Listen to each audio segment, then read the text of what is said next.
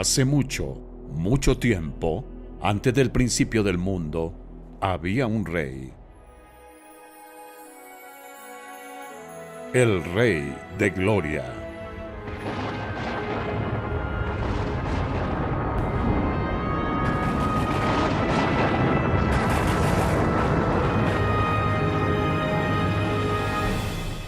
Este rey era mucho más grande y muy superior a cualquier persona o cosa que tú y yo pudiéramos imaginar.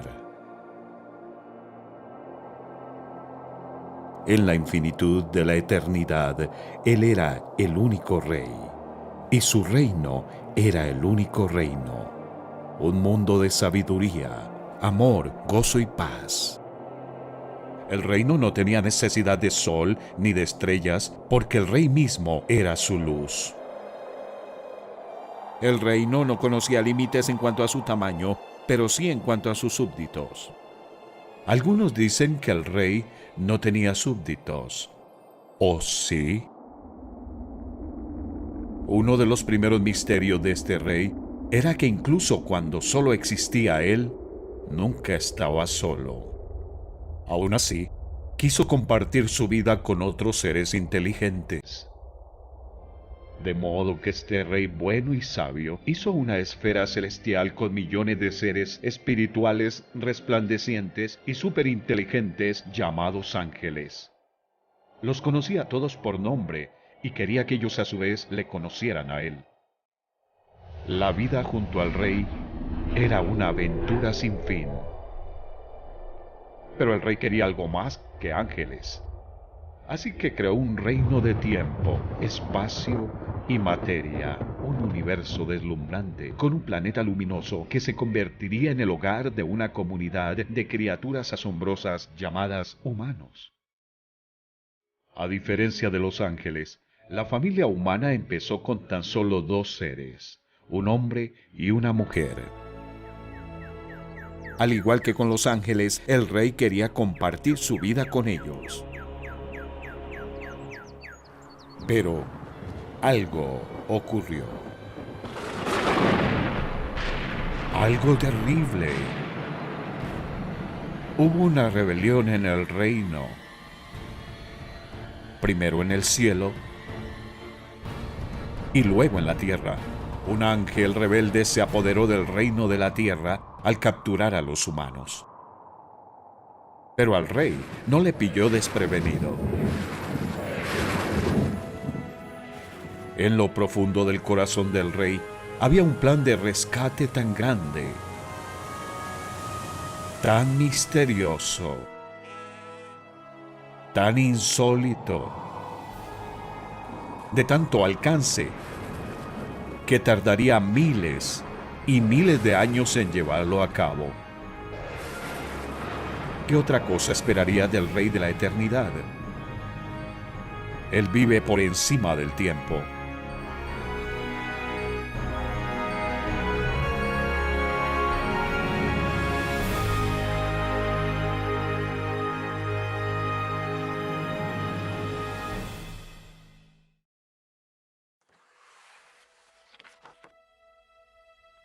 Para conocer al rey y su plan, debes conocer su libro. A través de más de 15 siglos, el rey escogió a unas 40 personas para registrar su historia y mensaje. Ellos se llamaban profetas, él les dio sus palabras y ellos las escribieron en manuscritos que fueron copiados, transmitidos y conservados para las futuras generaciones. Aunque muchos profetas nunca se conocieron entre ellos, sus escritos relatan una historia y un mensaje coherentes. Los escritos de los profetas se llaman las Sagradas Escrituras. Sin las Escrituras solo podríamos hacer conjeturas acerca de por qué estamos aquí, de dónde venimos y hacia dónde vamos. Para conocer las respuestas correctas, necesitamos el libro del rey. Hace unos 3500 años, el rey inspiró a un profeta llamado Moisés para escribir: no solo de pan vive el hombre, sino de todo lo que sale de la boca del Señor. Hoy, las palabras del rey están recopiladas en un solo libro, la Santa Biblia. Significa pura o separada de todo lo demás. Biblia significa libro o colección de libros.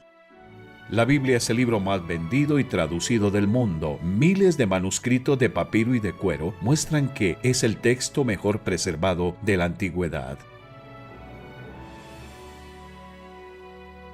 Las Escrituras tienen dos partes principales.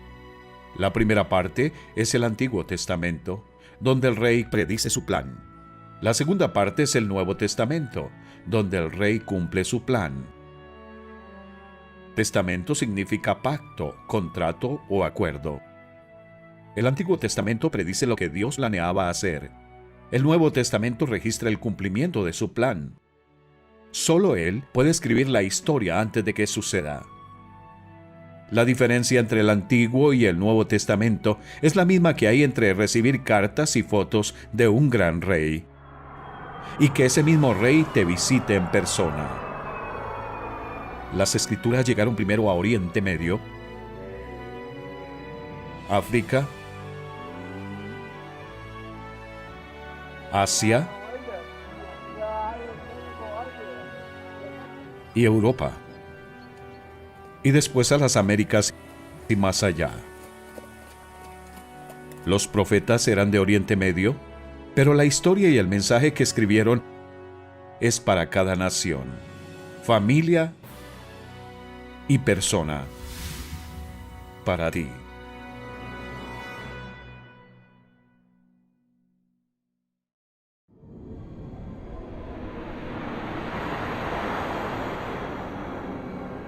Si pudiéramos viajar hacia atrás en el tiempo y el espacio, atrás, atrás, muy atrás, antes de que hubiera personas, planetas o estrellas, podríamos ser testigos del poder y de la gloria detrás de las primeras palabras de las Escrituras.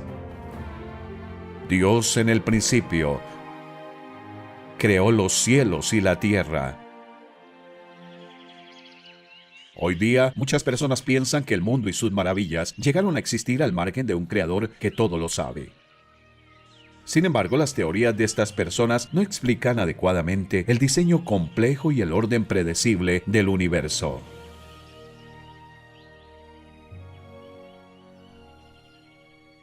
En su libro, el rey dice: «Los cielos cuentan la gloria de Dios, el firmamento proclama la obra de sus manos». Hablando de manos, mira las tuyas, mueve los pulgares, intenta sujetar un libro, una escoba o un martillo sin ellos. Fíjate en las uñas, en las articulaciones y en la piel. Piensa en algunas cosas importantes que haces con tus manos. ¿Quién sino un maestro artesano podría diseñar herramientas como estas? ¿Qué clase de sabiduría y poder se requeriría para crear 1.000.000.000 de galaxias? O formar una célula viva con sus millones de partes complejas. O tejer los hilos microscópicos de la célula con los códigos genéticos que hacen que tú seas tú. Hace unos 3.000 años, un profeta y rey llamado David escribió: «Me hiciste en el vientre de mi madre. Te alabaré porque formidables y maravillosas son tus obras». ¿Te gustaría conocer a aquel que te formó?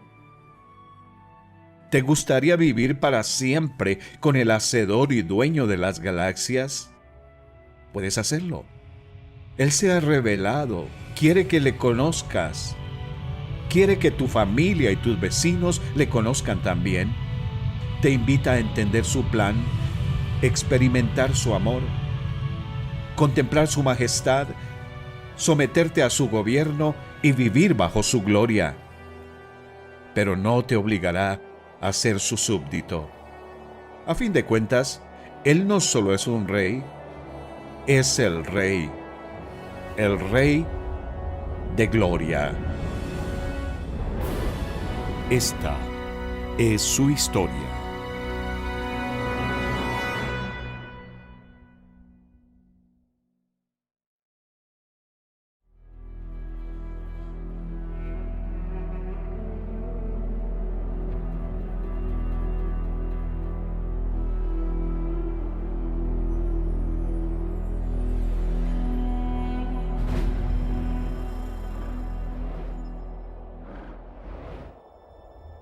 El libro de Dios comienza de una manera digna de un rey. Nos dice lo que quiere que sepamos y nada más. Dios en el principio creó los cielos y la tierra.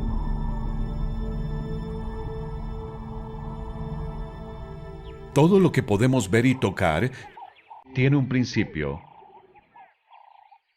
Pero el Creador, dueño del universo, no tiene principio ni fin. Él es el invisible y eterno Espíritu que puede estar en todo lugar, en todo momento. Él ve y conoce todo.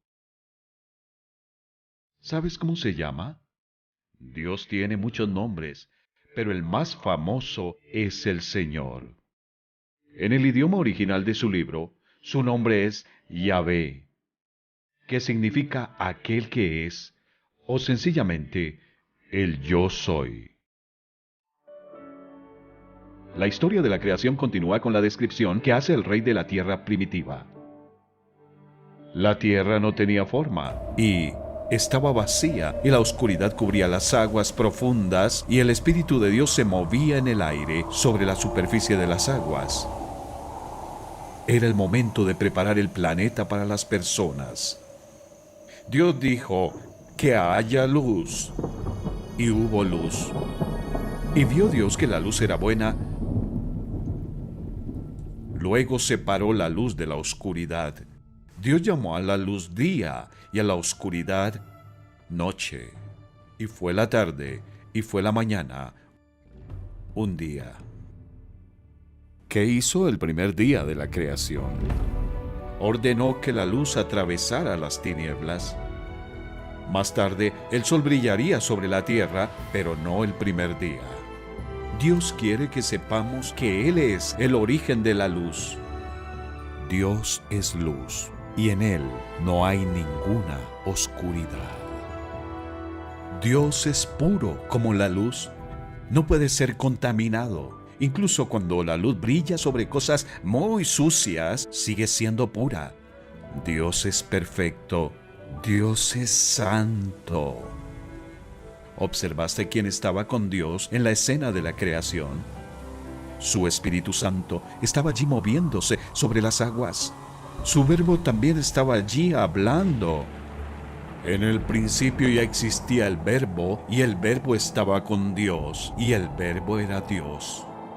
Él estaba con Dios en el principio. Por medio de Él todas las cosas fueron creadas. El Espíritu Santo y el Verbo siempre han estado con el único Dios verdadero. Por eso puede decirse del Rey que, incluso cuando solo Él existía, nunca estaba solo.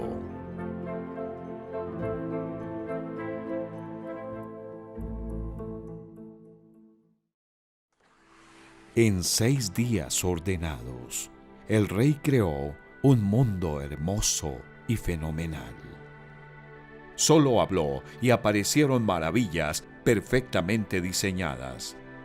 El primer día, Dios dijo, que haya luz, y hubo luz. El segundo día, hizo la atmósfera de la tierra con el cielo azul que vemos y el aire invisible que respiramos. Dios diseñó el cielo con una mezcla perfecta de gases que sustentan la vida, como el oxígeno y el nitrógeno. El tercer día, Dios dijo, aparezca la tierra seca. Y así fue. Después dijo, que la tierra produzca vegetación. Al instante hierba, plantas, flores y frutas empezaron a crecer, cada una con su propia semilla. El cuarto día, Dios mandó que el sol y la luna brillaran y que indicaran los años, los meses y los días de la tierra. También hizo las estrellas. El quinto día Dios dijo, que las aguas se colmen de peces y de otra forma de vida, que los cielos se llenen de aves de toda clase, y así sucedió. El sexto día, Dios dijo, que la tierra produzca toda clase de animales, animales domésticos, animales pequeños y animales salvajes. Dios hizo a cada ser viviente con la capacidad de reproducirse según su misma especie y de cuidar de su prole. Y vio Dios que era bueno. Reinaba la paz. En el principio, todos los animales eran dóciles. No se maltrataban ni se comían entre ellos. Las plantas proporcionaban el alimento. Reinaba el orden.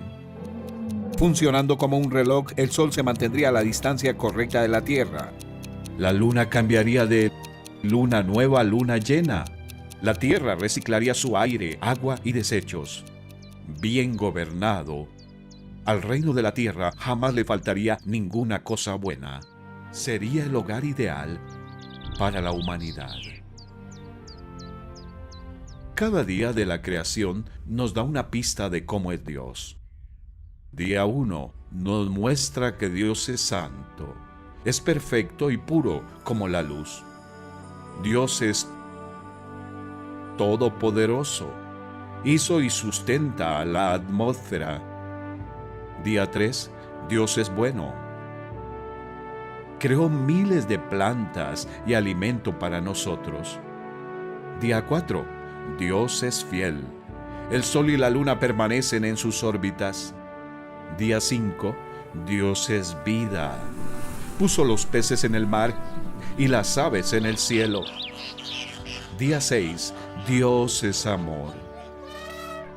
Después de crear a los animales, había llegado el momento de formar a las criaturas sobre las que derramaría su amor. Era tiempo de crear a los seres especiales que podrían reflejar su santidad, poder, bondad, fidelidad, vida y amor.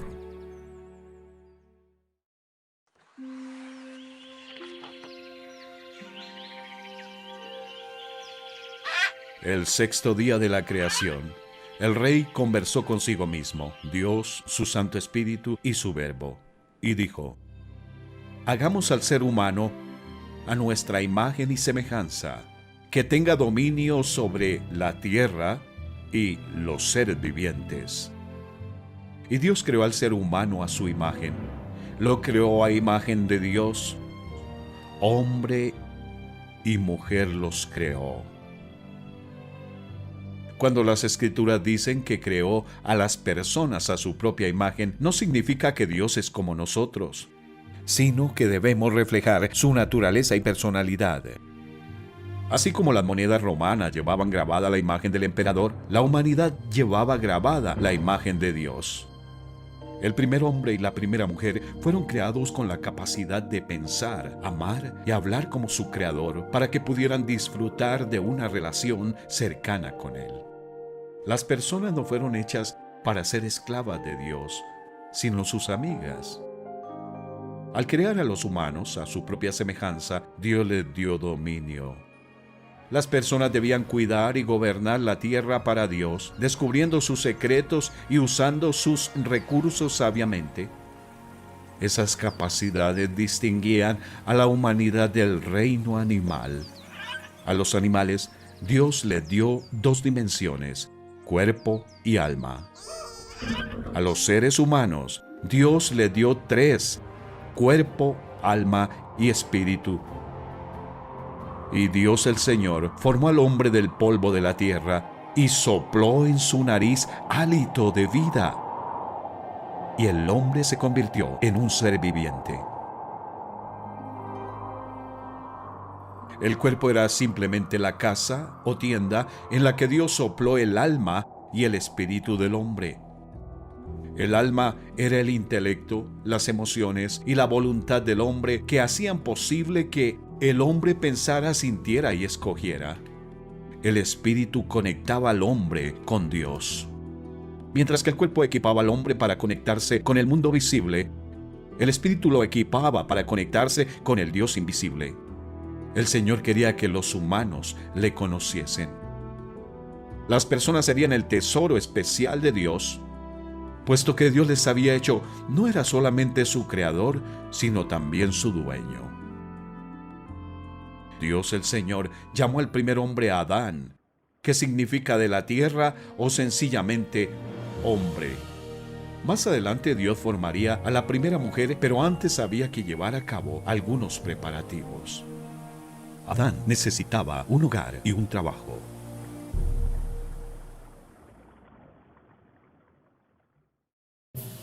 Después de formar el primer cuerpo humano del polvo de la tierra y soplar vida en él, Dios plantó un huerto en Edén en algún lugar del Oriente Medio. Un río cristalino fluía a través del huerto. Dios el Señor hizo que creciera toda clase de árboles hermosos, los cuales daban frutos buenos y apetecibles. En medio del jardín hizo crecer el árbol de la vida y también el árbol del conocimiento del bien y del mal. Dios el Señor tomó al hombre y lo puso en el jardín del Edén para que lo cultivara y lo cuidara. Dios el Señor no le preguntó a Adán si quería vivir en Edén. Dios era el creador y dueño del hombre. Sabía lo que era mejor para el hombre. El hogar de Adán estaba lleno de deleites inagotables, cosas para ver, oír, oler, tocar y saborear. Arroyos cristalinos, pájaros cantores, flores fragantes, criaturas peludas, frutas jugosas, verduras crujientes, bayas dulces, bosques misteriosos, rocas coloridas, bichos fascinantes y billones de otras maravillas esperando para ser descubiertas. Sin embargo, el hombre fue hecho para algo más que explorar y comer. Dios hizo a Adán para ser la cabeza de la raza humana. Dios quería que Adán y su familia reinaran con él para siempre. Pero solamente aquellos a quienes se les puede confiar tareas pequeñas pueden encargarse de tareas grandes. Así que Dios le dio a Adán su primer trabajo: cuidar del huerto. Este huerto era un lugar perfecto. No tenía espinos, maleza ni insectos malos. El clima era ideal y la tierra era fértil, aunque jamás llovía. En cambio, un vapor subía de la tierra y regaba el suelo. Dios también le dio otro trabajo a Adán: poner nombres a los animales. El Señor le trajo las criaturas para ver qué nombre les pondría. Imagina la escena: se acercan a galope dos animales con crines largas y sueltas y piernas poderosas. Adán los observa detenidamente, acaricia sus espaldas y los llama caballos. En respuesta a la llamada del Creador, un ave enorme con pico ganchudo y alas extendidas desciende en picado. Águila, dice Adán. Después pasó una fiera con pelaje naranja y rayas negras. ¿Cómo crees que lo llamó? Así el hombre fue poniéndole nombres a todos los animales domésticos, a todas las aves del cielo y a todos los animales del campo. El Edén era el lugar perfecto para que el hombre conociera a su Creador. Había llegado el momento de ponerle una prueba a Adán.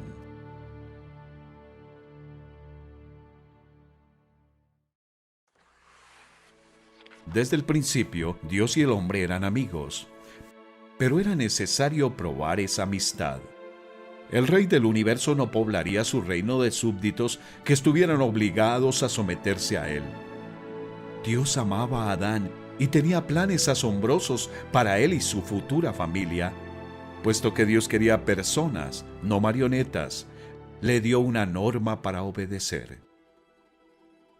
Dios el Señor tomó al hombre y lo puso en el jardín del Edén para que lo cultivara y lo cuidara, y le dio este mandato: puedes comer de todos los árboles del jardín, pero del árbol del conocimiento del bien y del mal no deberás comer. El día que de él comas, ciertamente morirás. No era un mandamiento difícil. Adán podía comer de todos los frutos del huerto, excepto uno. Al obedecer esta norma sencilla, Adán demostraría que confiaba en que su Creador sabía lo que era mejor para él. ¿Qué dijo Dios que le pasaría a Adán si quebrantaba esta norma? Le dijo Dios que si comía el fruto prohibido, debía empezar a hacer ritos religiosos, usar rosarios, ayunar, dar limosnas, ir a una iglesia, sinagoga, mezquita o templo y tratar de hacer las suficientes buenas obras como para compensar las malas. ¿Eso fue lo que dijo Dios? No, no fue lo que dijo. Dios le dijo a Adán: el día que de él comas, ciertamente morirás. Desobedecer la ley de Dios se llama pecado. El castigo por quebrantar la norma de Dios sería la muerte. En su libro, el rey llama a esto la ley del pecado y de la muerte. La ley del rey dice que el pecado debe castigarse con la muerte. La muerte significa separación. Si Adán desobedecía esa única norma de Dios, llegaría a ser como una rama rota que empieza a marchitarse y a morirse en el instante en que se separa de su fuente de vida. Si Adán decidía hacer lo que él quería, en vez de lo que el rey del universo le había dicho que hiciera, eso sería un acto de rebelión. Sería pecado. El pecado pondría fin a la amistad del hombre con Dios. El pecado haría que el cuerpo del hombre envejeciera y muriera. El pecado separaría el espíritu, el alma y el cuerpo del hombre de Dios para siempre. El pecado es mortal.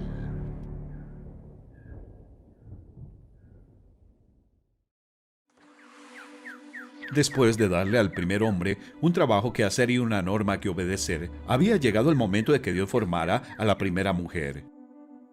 Luego Dios el Señor dijo: no es bueno que el hombre esté solo, voy a hacerle una ayuda adecuada. Entonces Dios el Señor hizo que el hombre cayera en un sueño profundo y, mientras éste dormía, le sacó una costilla y le cerró la herida.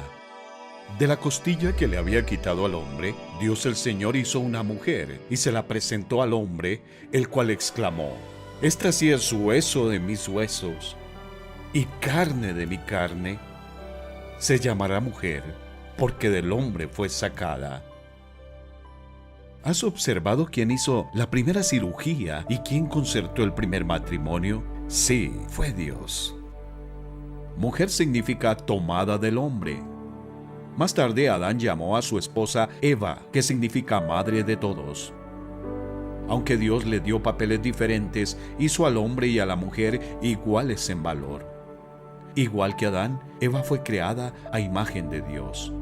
Ella también fue hecha para conocer a su creador dueño, reflejar su personalidad y disfrutar una relación feliz con él para siempre. Dios miró todo lo que había hecho y consideró que era muy bueno. Y vino la noche y llegó la mañana. Ese fue el sexto día.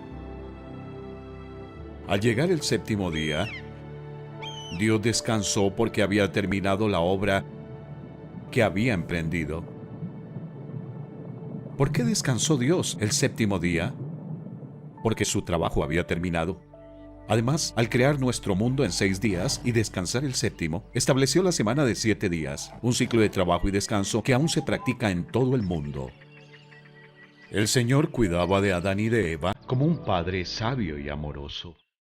Cada tarde, venía al huerto para caminar y hablar con ellos.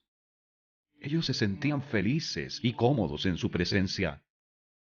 Estaban ambos desnudos, Adán y su mujer, pero no se avergonzaban.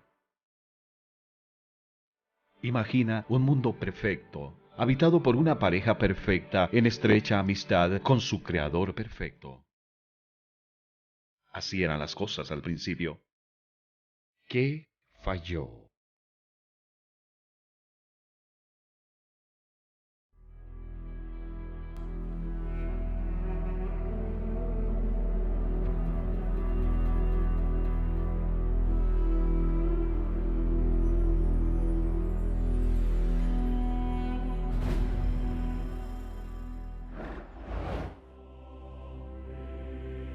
Antes de descubrir lo que falló en la tierra, necesitamos entender algunas cosas sobre el cielo. Este otro mundo, también llamado el paraíso, es un lugar de luz pura. Colores fascinantes, música emocionante, conversación que satisface y misterios revelados. Las actividades más sencillas del cielo sobrepasan los placeres más grandes de la tierra. El cielo es otra dimensión. Es el hogar del Rey. El mayor atractivo de este lugar feliz es el Rey mismo. Cada rincón de la ciudad celestial está diseñado para reflejar su majestad. La ciudad era de oro puro semejante a cristal pulido. La descripción más detallada del cielo se registra en el último libro de las Escrituras, el Apocalipsis. Dios permitió que el profeta Juan echara una mirada al cielo y le dijo que escribiera lo que veía. Vi un trono en el cielo y a alguien sentado en el trono. Alrededor del trono había un arco iris que se asemejaba a una esmeralda. Del trono salían relámpagos, estruendos y truenos. Delante del trono había algo parecido a un mar de vidrio como de cristal transparente. Luego miré y oí la voz de muchos ángeles que estaban alrededor del trono. El número de ellos era millares de millares y millones de millones. Repetían sin cesar: Santo, Santo, Santo es el Señor Dios Todopoderoso, el que era y que es y que ha de venir. Ángel significa mensajero o siervo. Los ángeles son seres espirituales. Como su creador, los ángeles son invisibles para el hombre, excepto cuando son enviados a misiones en las que necesitan ser vistos. El Rey del Cielo los hizo antes de hacer a los seres humanos. En su libro nos dice que todos los ángeles gritaban de alegría al verle crear el mundo. Dios dio a sus ángeles la capacidad de conocer, obedecer, alabar y servirle para siempre. Los ángeles no eran esclavos de Dios. Igual que con los seres humanos, Dios no les obligó a someterse a Él. Quería siervos felices y dispuestos.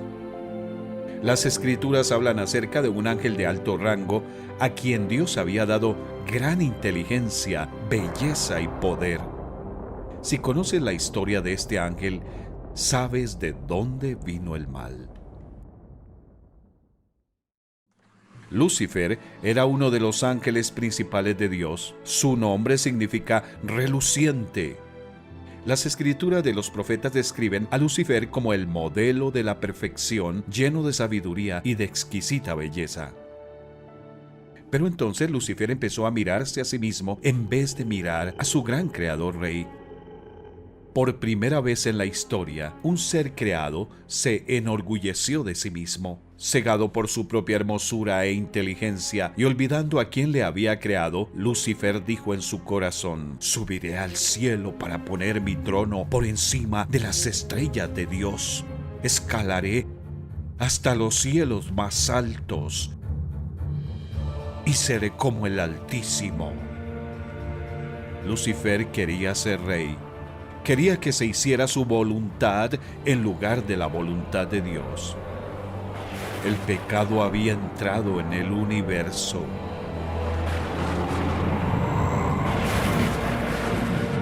Lucifer convenció a un tercio de los ángeles a unirse a su rebelión, pero Dios, que no puede tolerar el pecado, los expulsó de su hogar celestial.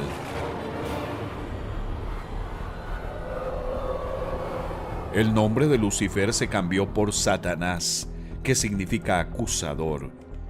También se le llama el diablo, que significa engañador. Los ángeles malvados se llaman demonios. En un lugar oscuro y secreto, Dios preparó una prisión para el diablo y sus demonios. Ese lugar se llama el infierno y el lago de fuego. Es un lugar de eterna separación de Dios. Un lugar donde los rebeldes ya no causarán más problemas. Un día Satanás y todos sus demonios serán encerrados en esa prisión para siempre, pero aún no están todos allí. ¿A dónde fueron estos espíritus malvados cuando Dios los expulsó? Se trasladaron a la atmósfera de la tierra. Ahí el diablo organizó a sus ángeles por rangos. Si podía gobernar en el cielo, gobernaría en la tierra. Por eso las escrituras llaman a Satanás el príncipe de la potestad del aire, el espíritu que ahora opera en los hijos de desobediencia. El diablo y sus demonios son invisibles para nosotros, pero son reales. Aunque no sabemos qué aspecto tienen, sí conocemos su propósito oscuro y malvado. Utilizarán toda clase de artimañas para que las personas se unan a su reino de tinieblas y perdición. Son capaces de hacer cualquier cosa en su empeño por destruirte. Satanás se disfraza como un ángel de luz. Su enemigo, el diablo, ronda como león rugiente buscando a quien devorar.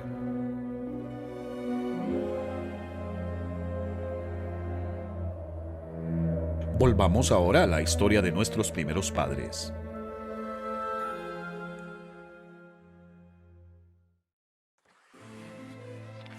Las vidas de Adán y Eva estaban llenas de aventura y propósito. Cada día estaba lleno de asombro mientras exploraban su huerto inmenso, cuidaban de las criaturas y las plantas y probaban la comida. Cada atardecer era aún más maravilloso porque su creador dueño les honraba con una visita personal. Cómo les encantaba caminar y hablar con él. El hombre y su esposa eran felices en su hogar del huerto. Pero Satanás no era feliz. Odiaba a Dios y odiaba a estas dos criaturas que reflejaban la imagen de Dios. Así que el diablo, que había fracasado en su intento de apoderarse del reino del cielo, conspiró para hacerse con el reino de la tierra. Si tan solo pudiera conseguir que Adán, la cabeza de la raza humana, quebrantara la ley de Dios. Pero no tentaría a Adán directamente. Un día, la mujer escuchó una voz. No era Adán, no era Dios. Era una serpiente. Para Eva, un reptil que hablaba no era más que otro nuevo descubrimiento. No tenía ni idea que el enemigo de Dios estaba utilizando a la serpiente. Tampoco sabía que Satanás quería usarla para tentar a Adán a quebrantar la ley de Dios. La serpiente había esperado pacientemente. Sus ojos calculadores acechaban a la mujer.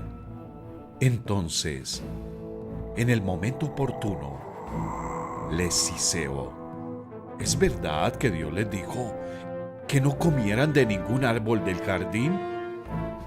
Satanás quería que Eva dudara de la palabra de Dios. También quería que pensara que Dios les estaba ocultando algo bueno a ella y su esposo. «Podemos comer del fruto de todos los árboles», respondió la mujer, «pero en cuanto al fruto del árbol que está en medio del jardín, Dios nos ha dicho, no coman de ese árbol ni lo toquen, de lo contrario morirán». Pero la serpiente le dijo a la mujer: «No es cierto, no van a morir. Dios sabe muy bien que cuando coman de ese árbol se les abrirán los ojos y llegarán a ser como Dios, conocedores del bien y del mal». ¿Qué haría Eva?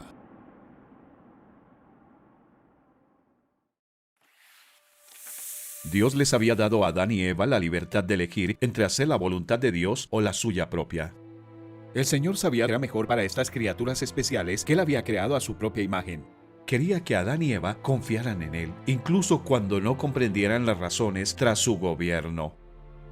Solo Dios podía prever el alcance de las terribles consecuencias del mal. Y fue por eso que le había dicho a Adán: «Puedes comer libremente del fruto de cualquier árbol del huerto, excepto del árbol del conocimiento del bien y del mal. Si comes de su fruto, sin duda morirás». Pero ahora la serpiente le había dicho a Eva: «No es cierto, no van a morir». ¿En quién debería confiar Eva? ¿En su creador o en una criatura? Esto fue lo que pasó. La mujer quedó convencida. Vio que el árbol era hermoso y su fruto parecía delicioso, y quiso la sabiduría que le daría. Así que tomó del fruto y lo comió. Después le dio un poco a su esposo que estaba con ella, y él también comió. Ella lo comió, él lo comió. Eva comió el fruto prohibido porque las trampas de Satanás la engañaron.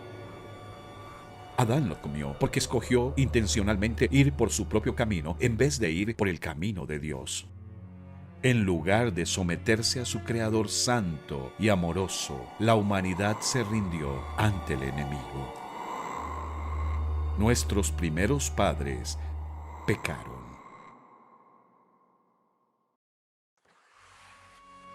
Adán fue nombrado cabeza de la raza humana. Fue quien recibió el mandato de Dios de no comer del fruto del árbol del conocimiento del bien y del mal. No fue hasta que Adán mordió el fruto ilícito que tanto él como su esposa empezaron a sentir los efectos espantosos de su elección. En ese momento se les abrieron los ojos y tomaron conciencia de su desnudez. Por eso, para cubrirse entretejieron hojas.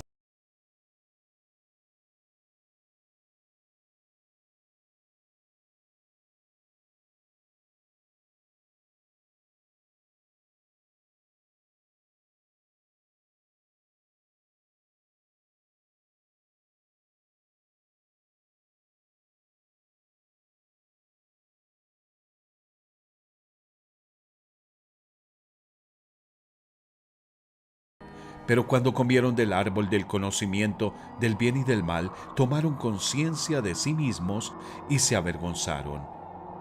El honor fue sustituido por la vergüenza. Intentaron cubrir su vergüenza con hojas de higuera, pero ningún esfuerzo propio podía solucionar su problema. Eran incapaces de deshacerse del pecado que había invadido sus almas. Eran incapaces de restaurar el honor que habían perdido. Era la tarde. Pronto su Creador santo y amoroso vendría para su visita vespertina. La idea de verle sacudía sus cuerpos con descargas de terror. ¿Qué les diría? ¿Qué le dirían ellos a él?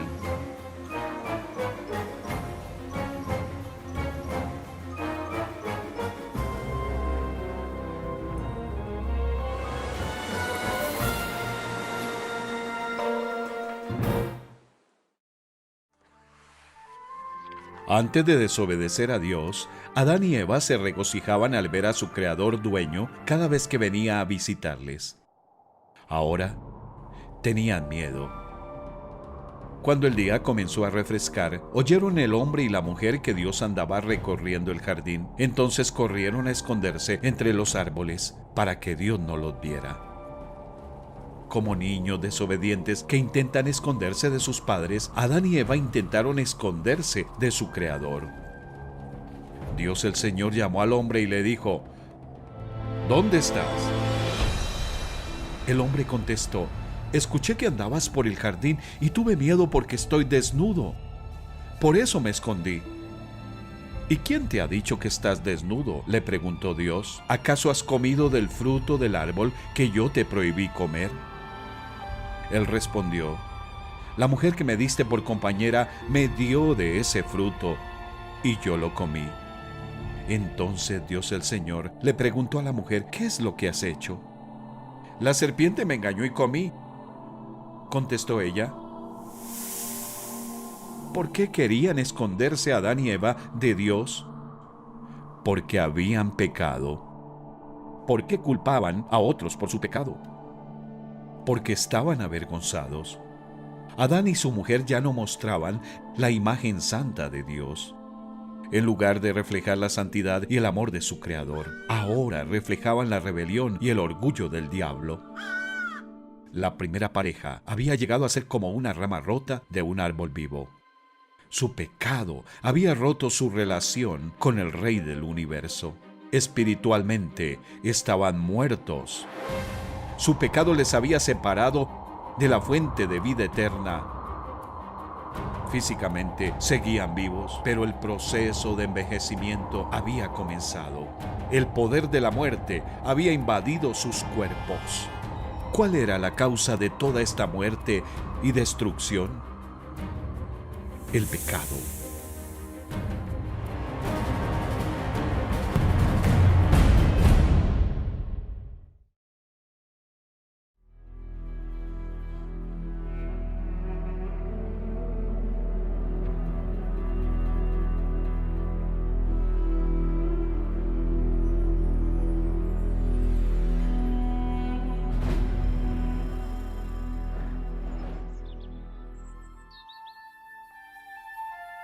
Al principio de la historia humana, Dios y el hombre estaban juntos, reinaban la paz y el gozo.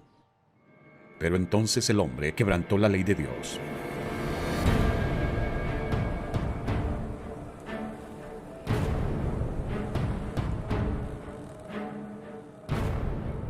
El mismo día que pecaron Adán y Eva, Dios anunció algunas de las consecuencias de gran alcance de su pecado. A la mujer le dijo: Darás a luz a tus hijos con dolor. Desearás a tu marido, y él te dominará. Antes de que el pecado entrara en escena, Eva se regocijaba en el amor y el cuidado abnegado de su marido, pero ahora sus naturalezas, contaminadas por el pecado, añadirían conflicto y dolor al gozo del matrimonio. Después, Dios le dijo al hombre: «Maldita será la tierra por tu culpa. Con penosos trabajos comerás de ella todos los días de tu vida. La tierra te producirá cardos y espinas. Te ganarás el pan con el sudor de tu frente hasta que vuelvas a la misma tierra de la cual fuiste sacado, porque polvo eres y al polvo volverás». Debido a su pecado, Adán y Eva habían perdido el dominio sobre la tierra. Su mundo incluiría ahora espinas, dolor, tristeza, enfermedad y muerte. Algunos estamos tan acostumbrados a este sufrimiento que lo aceptamos como normal. Pero formaba parte del diseño original de Dios que un rosal fragante tuviera espinas hirientes, o que el asombro del parto incluyera dolor intenso, o que esos seres creados a imagen de Dios envejecieran y murieran. No, Dios no diseñó la creación original para batallar contra sí misma. Fue por causa del pecado del hombre que la tierra cayó bajo la maldición de Dios. La humanidad había pecado y debía morir. La ley del pecado y de la muerte lo exigía. La muerte es separación. El pecado produce 3 terribles separaciones. Número 1, muerte espiritual. El espíritu del hombre separado de Dios. Número 2, muerte física. El espíritu y el alma del hombre separados de su cuerpo y de sus seres queridos. Número 3, muerte eterna. El espíritu, el alma y el cuerpo del hombre separados de Dios, para siempre en el lago de fuego.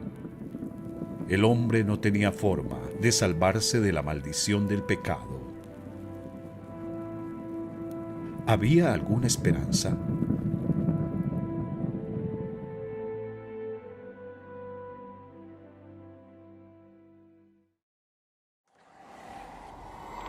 Satanás había robado el tesoro especial del rey, pero el rey tenía un plan secreto para rescatarlo.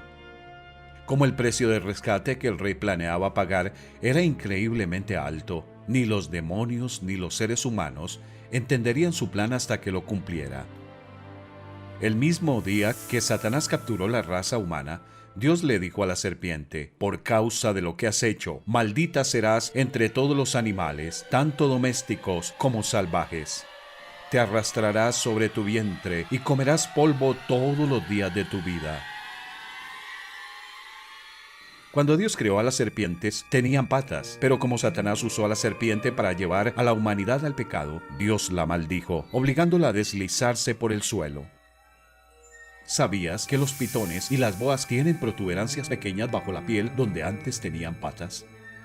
Al hacer que las serpientes fueran las más bajas de todas las criaturas, Dios le dio a la familia humana un recordatorio visual de que en su propio tiempo Él aplastará a aquella serpiente antigua que se llama Diablo y Satanás y que engaña al mundo entero. A continuación, Dios le dijo a Satanás que había usado a la serpiente: «Pondré enemistad entre tú y la mujer, y entre tu simiente y la de ella. Su simiente te aplastará la cabeza, pero tú le morderás el talón». Esta fue la primera de muchas profecías en las que poco a poco Dios daría a conocer su plan secreto para rescatar a las personas de Satanás, del pecado y de la muerte. Pero para esconder este plan de Satanás y sus seguidores, el rey puso la profecía en clave. Dios prometió enviar un Salvador a la tierra, la simiente de una mujer. El Salvador tendría una madre humana, pero no un padre humano. Sería conocido como el Mesías, que significa el escogido. Satanás mordería el talón del Mesías, pero el Mesías aplastaría la cabeza de Satanás. ¿Qué significa todo esto? El rey lo aclararía más adelante, pero de momento Dios les había dado a Adán y a Eva un rayo de esperanza. Miles de años después, uno de los profetas del rey escribiría: «El pueblo que camina en oscuridad verá una gran luz. La Virgen concebirá un niño, dará a luz un hijo y lo llamarán Emmanuel, que significa Dios está con nosotros. El rey rescataría su tesoro especial. Pero, ¿cuánto le costaría?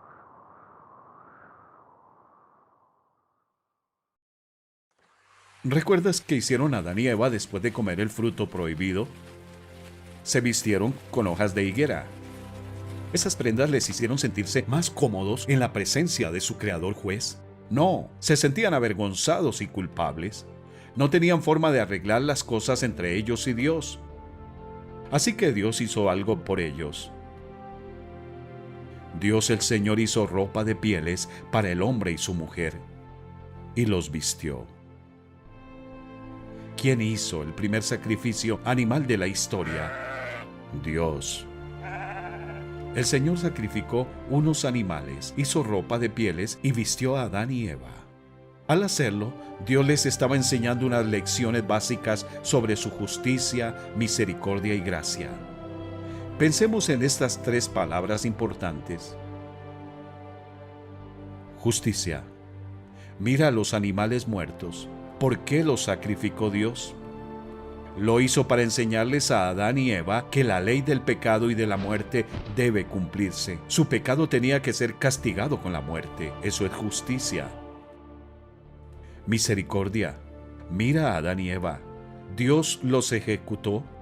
No, Dios proveyó animales para que murieran en su lugar.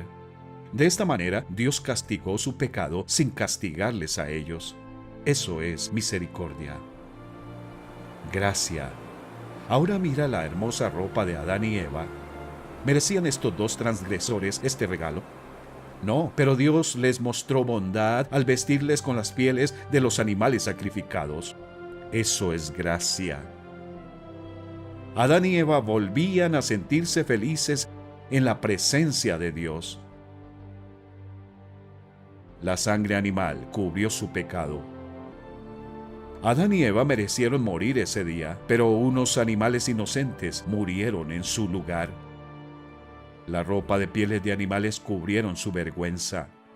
Adán y Eva se sentían cómodos de nuevo en la presencia de Dios. Miles de años más tarde, un profeta de Dios escribió: Me llené de alegría en el Señor mi Dios, pues Él me vistió con ropas de salvación y me envolvió en un manto de justicia. Solo Dios tiene una forma de restaurar a los pecadores.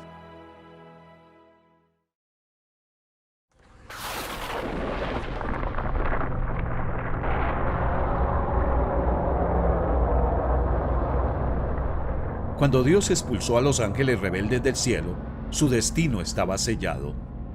Esos seres espirituales que habían vivido en la luz resplandeciente del cielo no tenían excusa, pero para los seres humanos, contaminados por el pecado, el Señor tenía un plan para recuperarlos si confiaban en Él. Aún así, el pecado tiene sus consecuencias.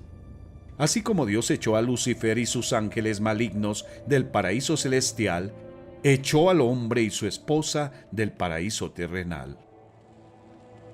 Después de expulsarlos, el Señor Dios puso querubines poderosos al oriente del jardín de Edén.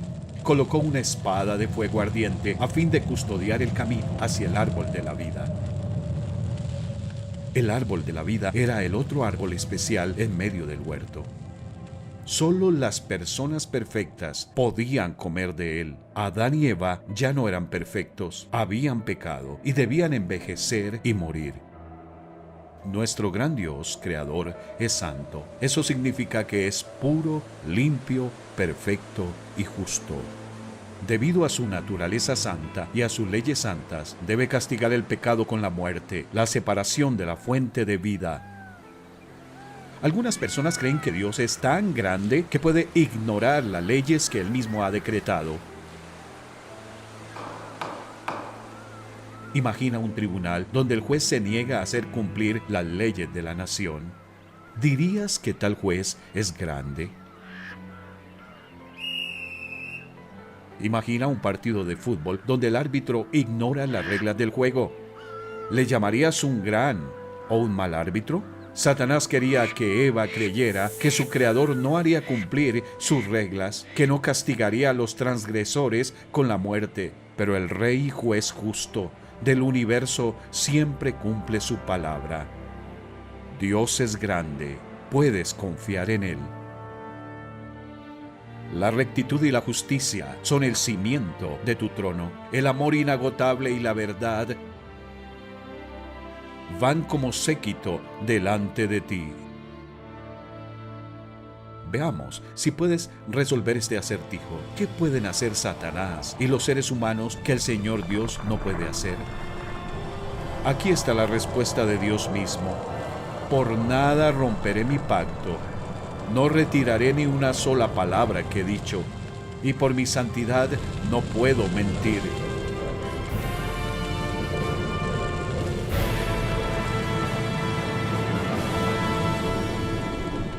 El Rey del universo no puede faltar a su palabra.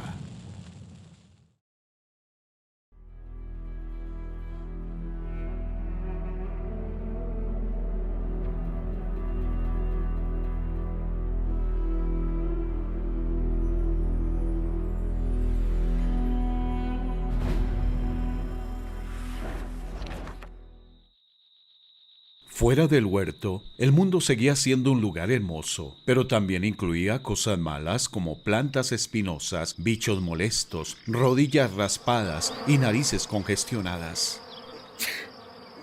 Muchos animales ya no eran mansos, no era fácil encontrar alimentos. Adán y Eva se veían obligados a trabajar duro solo para llenar sus estómagos hambrientos. También experimentaron momentos de felicidad y alegría. El hombre se unió a su mujer Eva, y ella concibió y dio a luz a Caín, y dijo: con la ayuda del Señor he tenido un hijo varón.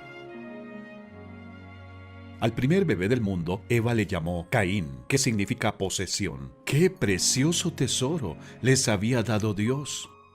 Quizá pensó que su hijo sería el Salvador prometido, pero pronto descubrió que su niñito hermoso era terco y egoísta, igual que sus padres. Más tarde, cuando nació su segundo hijo, Eva le llamó Abel, que significa vanidad o nada. Evidentemente, Adán y Eva no podían producir aquella simiente de una mujer sin pecado que salvaría a las personas de sus pecados. En vez de reflejar la imagen santa de Dios, los hijos de Adán y Eva reflejaban sus propias naturalezas torcidas por el pecado. Adán tuvo otros hijos y otras hijas, a su imagen y semejanza. Mira la ilustración. ¿Ves a Caín quitándole el melón a su hermanito? Actúa igual que sus padres que tomaron el fruto que no les pertenecía. Como una enfermedad contagiosa, el pecado de Adán y Eva afectó a sus hijos. Cuando Adán pecó, el pecado entró en el mundo. El pecado de Adán introdujo la muerte, de modo que la muerte se extendió a todos porque todos pecaron. Un proverbio africano dice: una rata solo puede producir crías que cavan. Un proverbio árabe expresa el mismo hecho: el hijo de un pato es nadador.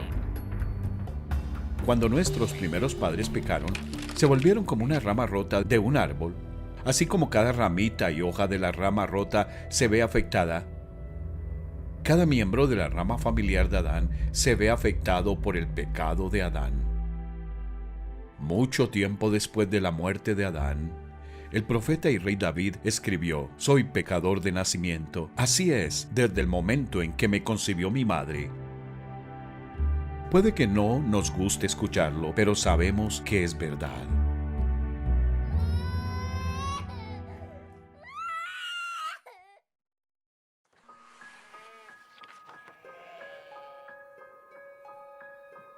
Adán y Eva tuvieron muchos hijos e hijas, pero las escrituras se centran en la historia de los dos primeros hijos. Abel se dedicaba a pastorear ovejas, Caín a labrar la tierra. Tanto Caín como Abel eran buenos trabajadores, tenían conocimiento de su Creador. Ambos querían que Dios les recibiese y aceptase su adoración. Ambos tenían el mismo problema, el pecado. No solo habían nacido pecadores, sino que vivían como pecadores. Cada día pensaban, hablaban y actuaban de formas que no reflejaban la naturaleza pura y amorosa de Dios. En su libro, el Rey del Universo llama a esto pecado. Todos hemos pecado. Nadie puede alcanzar la meta gloriosa establecida por Dios. ¿Había alguna forma en la que Dios pudiera perdonar a Caín y Abel y declararles justos ante sus ojos? Sí, pero sería muy costosa. Sin derramamiento de sangre, no hay perdón. La ley inquebrantable del universo, la ley del pecado y de la muerte, debía cumplirse. El pecado tenía que ser castigado con la muerte. Por eso, el camino del perdón del Rey exigía una muerte. Aunque el pecador merecía morir, Dios aceptaría la sangre de determinados animales como el cordero. El cordero no podía estar enfermo, herido o sucio. Tenía que estar sano y limpio. Tenía que ser un cordero perfecto. El cordero sería sacrificado y quemado. Moriría en lugar del pecador culpable.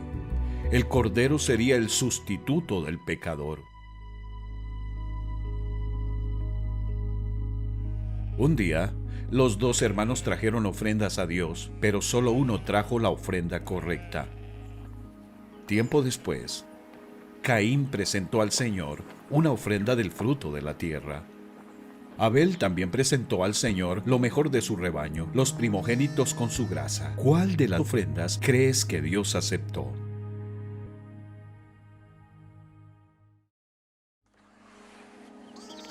Mira a los hermanos y lo que están a punto de ofrecer a Dios.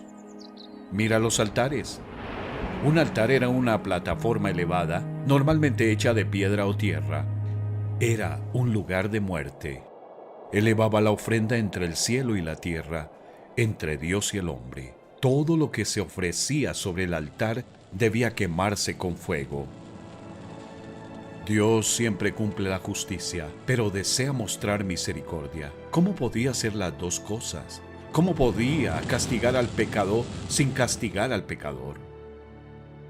Mucho después del tiempo de Caín y Abel, Dios le dijo al profeta Moisés: porque la vida de toda criatura está en la sangre, yo mismo se la he dado a ustedes sobre el altar para que hagan propiciación por ustedes mismos, ya que la propiciación se hace por medio de la sangre. Pondrá su mano sobre la cabeza de la víctima, la cual será aceptada en su lugar y le servirá de propiciación. ¿Qué significa propiciación? Tiene que ver con pagar el precio exigido de rescate para que los pecados puedan ser cubiertos, limpiados y perdonados. En los tiempos del Antiguo Testamento, Dios dijo que aceptaría la sangre derramada de corderos, carneros, machos cabríos, toros y palomas sanos como paga por los pecados de la gente. Esa sangre ofrecía expiación, cubriría el pecado, pero solo hasta el día en el que Dios ofreciera un sacrificio perfecto para pagar el verdadero precio exigido por la ley del pecado y de la muerte. Ahora mira a Caín y lo que está a punto de ofrecer a Dios. ¡Qué hermosa selección de frutas y hortalizas! ¿Cuánto tuvo que trabajar para producir esta ofrenda? Pero no podía cubrir sus pecados porque no tenía sangre, no conllevaba muerte.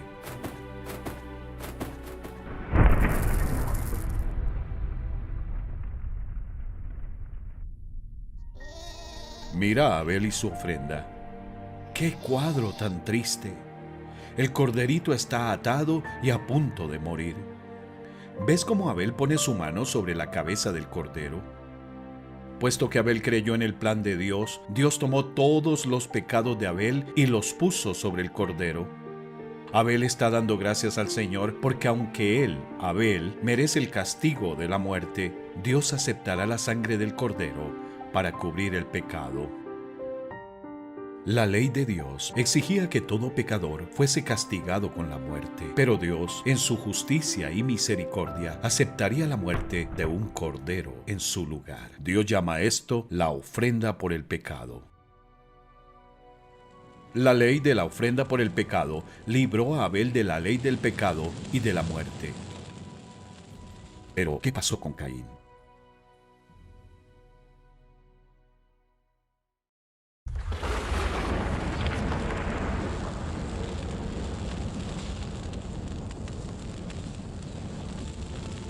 ¿Ves el altar de Caín? ¿Qué hay sobre él? Cosechas marchitas.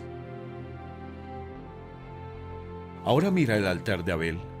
¿Qué hay sobre él? Sangre y cenizas. ¿Qué opinaba Dios de estos dos hermanos y su adoración? El Señor miró con agrado a Abel y a su ofrenda, pero no miró así a Caín ni a su ofrenda.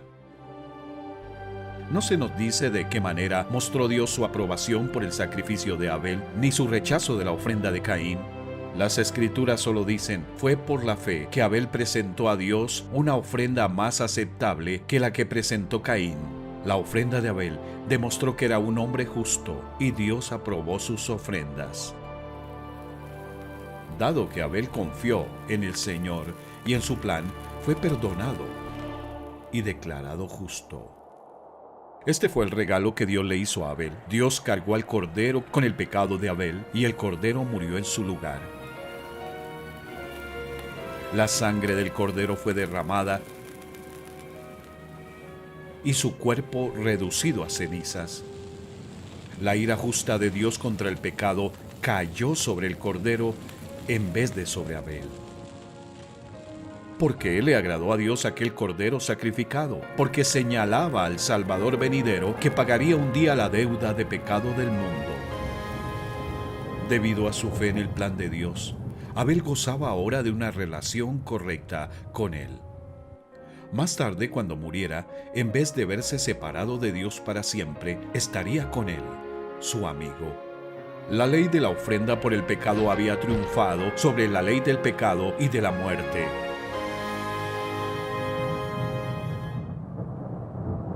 Caín se acercó a Dios, pero hizo caso omiso de la ley que exige que el pecado sea castigado con la muerte. Caín era religioso, pero no gozaba de una relación correcta con Dios. La ley del pecado y de la muerte seguía ciñéndose sobre él como una nube negra. Si no confiaba en Dios y en su plan, nunca le conocería como amigo. Se encontraría con Dios como juez. Algunas personas intentan justificar a Caín diciendo, Caín era agricultor, ofreció lo que tenía, pero Dios no quería lo que él tenía. Caín podía haber cambiado algo de sus cosechas por uno de los corderos de Abel, o puesto su mano sobre la cabeza del cordero de Abel y adorado en el mismo altar. ¿Qué haría Caín? Se arrepentiría y vendría a Dios con la ofrenda adecuada.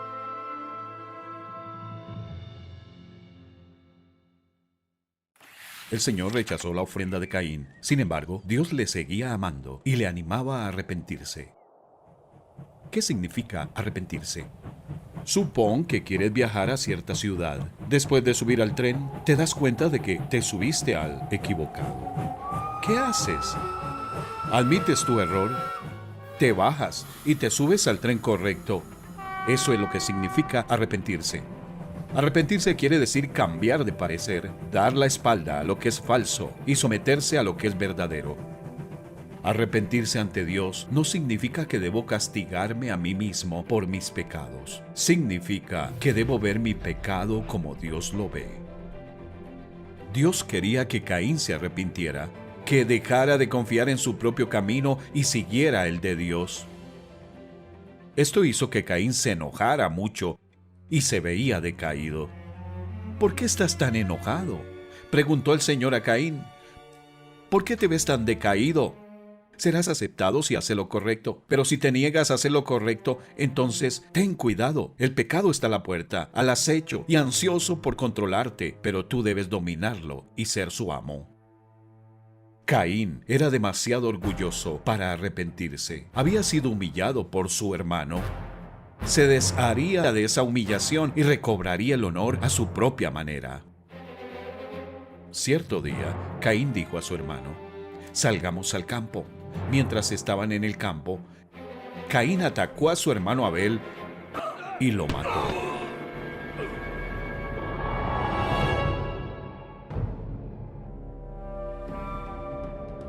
Luego el Señor le preguntó a Caín, «¿Dónde está tu hermano? ¿Dónde está Abel?»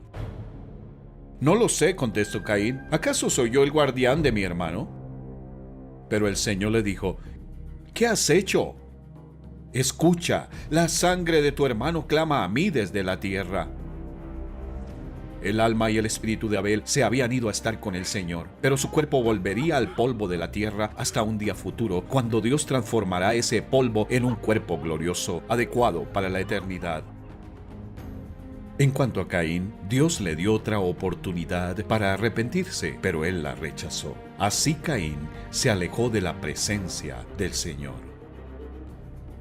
En un espíritu de rebeldía, Caín se trasladó hacia el oriente y construyó una ciudad. Él y su esposa tuvieron muchos hijos. Sus tataranietos hicieron las primeras herramientas de metal e instrumentos musicales. Los descendientes de Caín eran muy inteligentes, pero no conocían al Señor.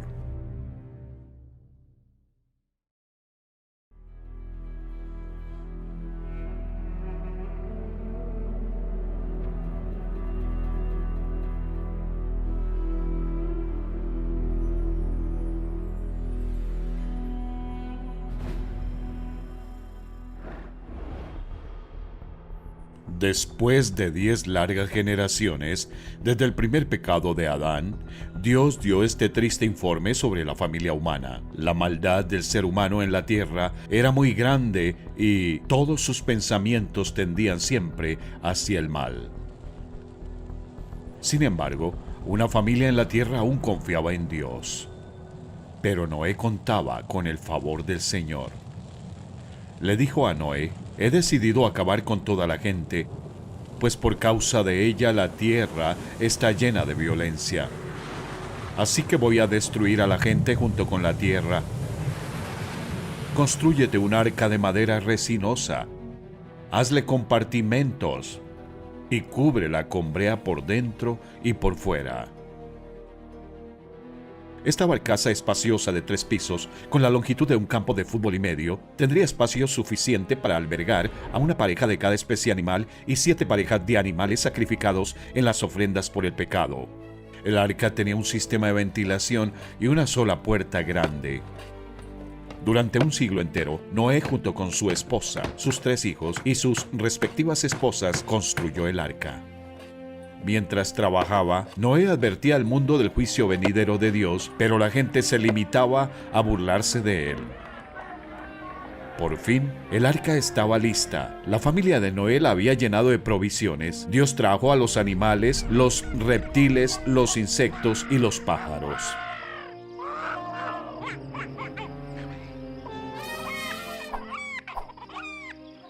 ¡Qué espectáculo verlos entrar al arca y acomodarse en sus miles de compartimientos!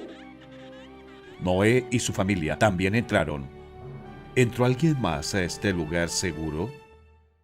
No, así que Dios cerró la puerta.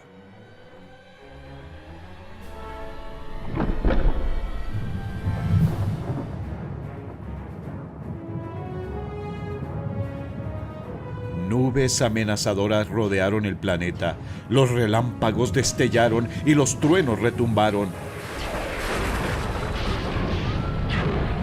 Se revelaron las fuentes del mar profundo y se abrieron las compuertas del cielo. 40 días y 40 noches llovió sobre la tierra. Fue el peor desastre natural de la historia. Toda la humanidad, salvo aquellas 8 almas refugiadas en el arca, pereció. Un mundo orgulloso e incrédulo aprendió la verdad demasiado tarde.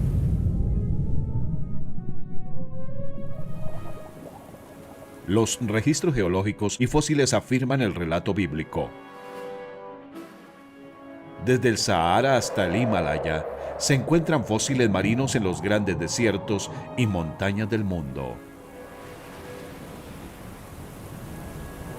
En su misericordia, Dios es paciente. En su justicia juzgará el pecado.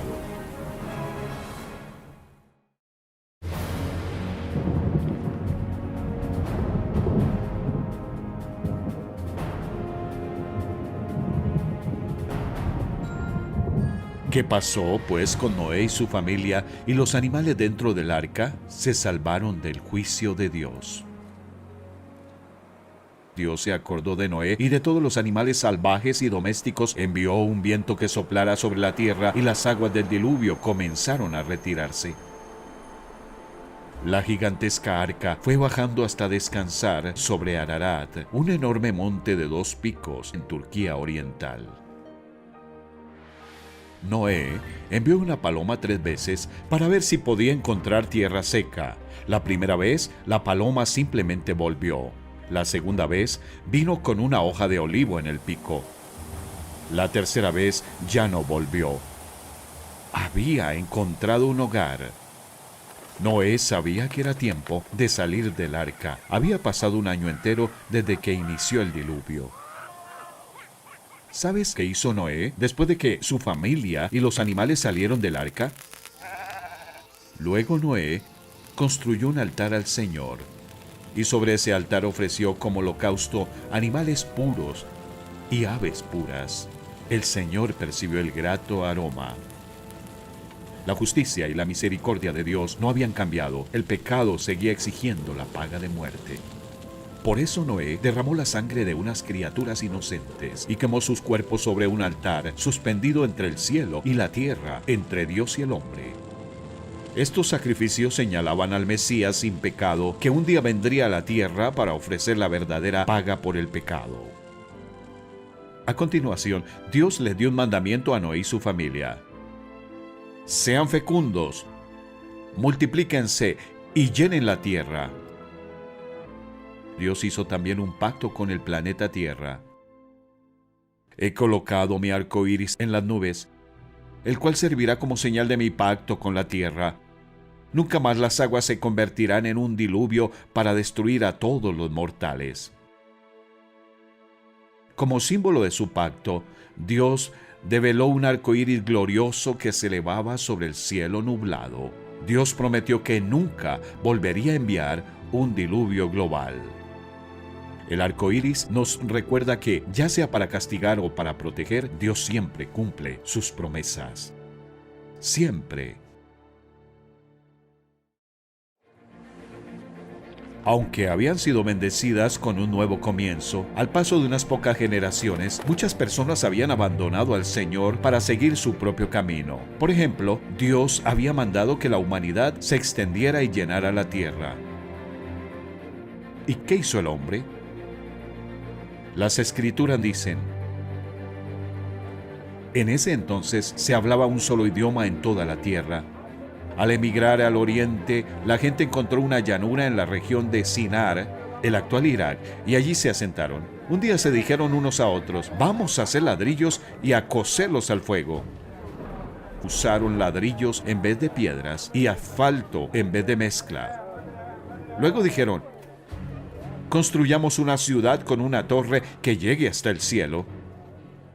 De ese modo nos haremos famosos y evitaremos ser dispersados por toda la tierra. En vez de alabar el gran nombre del Señor, los constructores de esta ciudad querían que la gente les alabara a ellos. Igual que Satanás, estaban controlados por un espíritu de orgullo y rebeldía.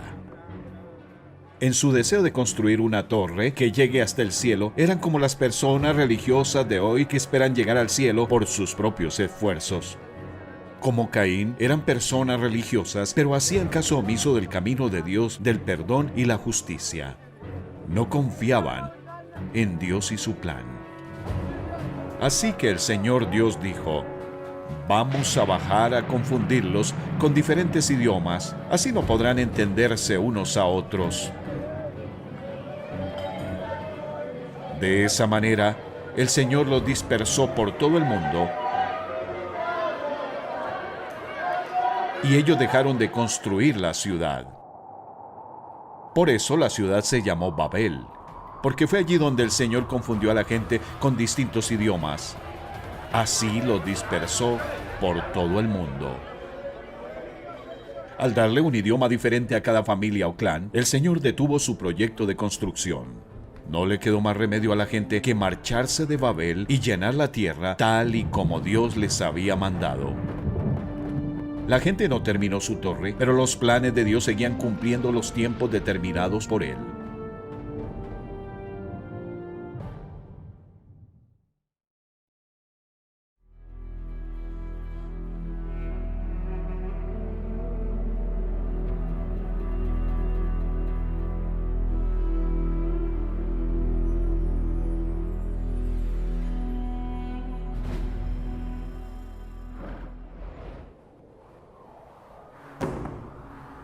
Habían pasado 10 generaciones desde el tiempo del profeta Noé. Satanás tenía a las naciones bajo su control absoluto, o eso parecía. En vez de confiar en el Señor, la gente confiaba en sus religiones. Algunas naciones adoraban al sol, en lugar de adorar a aquel que lo creó. Otras veneraban a la luna. Corría aproximadamente el año 1925 a.C. En una tierra al noroeste de Arabia vivía un anciano llamado Abraham. Más adelante, Dios cambió su nombre a Abraham, que significa padre de una multitud. Abraham tenía 75 años. Sara, su esposa, tenía 65. No tenían hijos. Sus padres y vecinos eran idólatras. Adoraban a las cosas creadas en vez de adorar al Creador. Un día, el Señor le dijo a Abraham: «Deja tu tierra, tus parientes y la casa de tu padre, y vete a la tierra que te mostraré. Haré de ti una nación grande y te bendeciré. Haré famoso tu nombre y serás una bendición. Bendeciré a los que te bendigan y maldeciré a los que te maldigan. Por medio de ti serán bendecidas todas las familias de la tierra». El Señor quería hacer un pacto con Abraham si estaba dispuesto a dejar a la familia de su padre y marchar a una tierra desconocida. El Señor haría dos cosas muy grandes con él. Número 1. Dios convertiría a Abraham en el padre de una gran nación. Número 2.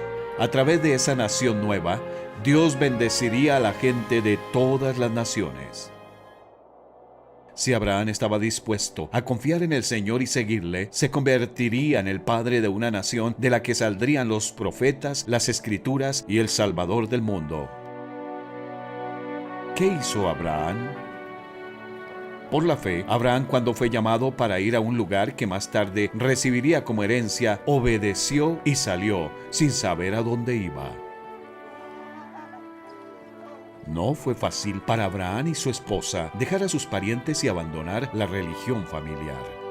Sin embargo, escogieron soportar las críticas de su entorno social con el fin de seguir al único Dios verdadero.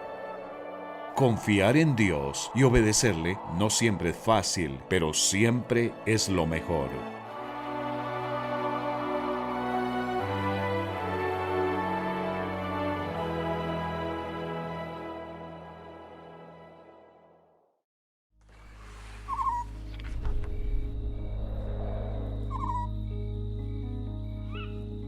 Abraham y su esposa eran ancianos y no tenían hijos. Sin embargo, el Señor había prometido hacer de Abraham el padre de una gran nación. ¿Cómo reaccionó Abraham ante esa promesa imposible de Dios? Le creyó Abraham a Dios, y esto se le tomó en cuenta como justicia. Como todos los descendientes de Adán, Abraham era un pecador, pero como Abel y Noé, ofrecía a Dios sacrificios por el pecado. Dado que Abraham creyó al Señor y sus promesas, eso le fue contado por justicia en el cielo, y Dios le dio el regalo de la vida eterna. Sara confió también en el Señor, y también fue declarada justa. Pero es difícil esperar. Después de estar en la tierra de Palestina durante 10 años, esperando y orando para que Sara quedara embarazada, decidieron ayudar a Dios a cumplir su promesa de darle un hijo a Abraham.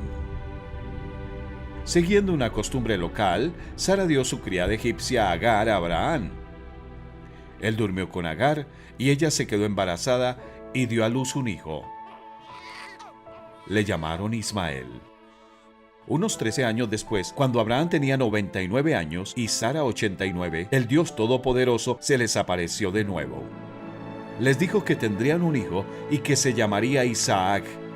El Señor también le dijo a Abraham: «En cuanto a Ismael, yo lo bendeciré, pero mi pacto lo estableceré con Isaac, el hijo que te dará Sara de aquí a un año por estos días».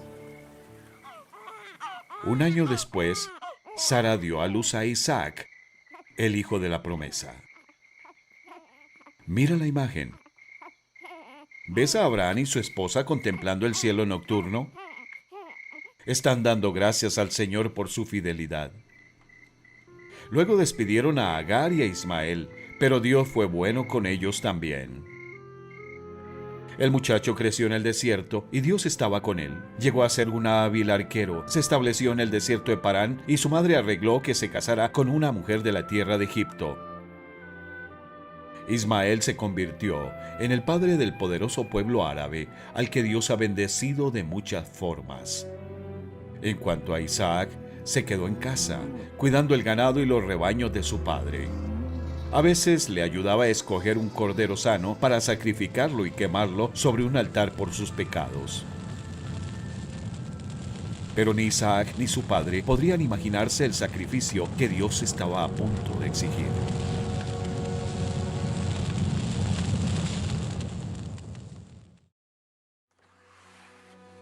Dios planeaba usar a Abraham y a su hijo para presentar al mundo profecías e ilustraciones sobre su plan para rescatar a las personas del pecado y de la muerte. También pensaba probar la fe de Abraham al extremo, al pedirle que hiciera algo espantoso, algo que no tendría sentido hasta que la prueba terminara. En esta etapa de su vida, Abraham tenía una confianza absoluta en el Señor. Le conocía. Sabía que Dios es bueno y justo. ¿Sería capaz Abraham de confiar en Él y obedecerle, aunque lo que le pedía parecía equivocado? Esta es la historia directamente de las Escrituras. Pasado cierto tiempo, Dios puso a prueba a Abraham y le dijo: «Abraham». «Aquí estoy», respondió.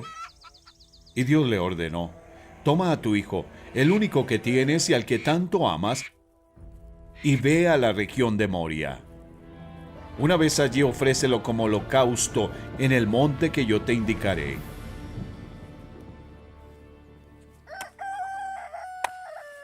Abraham se levantó de madrugada y ensilló su asno. También cortó leña para el holocausto y, junto con 2 de sus criados y su hijo Isaac, se encaminó hacia el lugar que Dios le había indicado.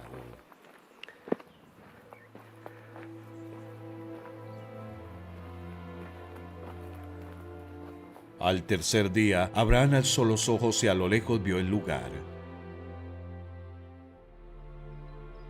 Entonces les dijo a sus criados: «Quédense aquí con el asno, el muchacho y yo seguiremos adelante para adorar a Dios y luego regresaremos junto a ustedes». Abraham tomó la leña del holocausto y la puso sobre Isaac, su hijo. Él, por su parte, cargó con el fuego y el cuchillo. Y los dos siguieron caminando juntos. Isaac le dijo a Abraham: «Padre». «Dime, hijo mío», respondió Abraham. «Aquí tenemos el fuego y la leña», continuó Isaac, «pero ¿dónde está el cordero para el holocausto?». «El cordero, hijo mío, lo proveerá Dios», le respondió Abraham. Y siguieron caminando juntos.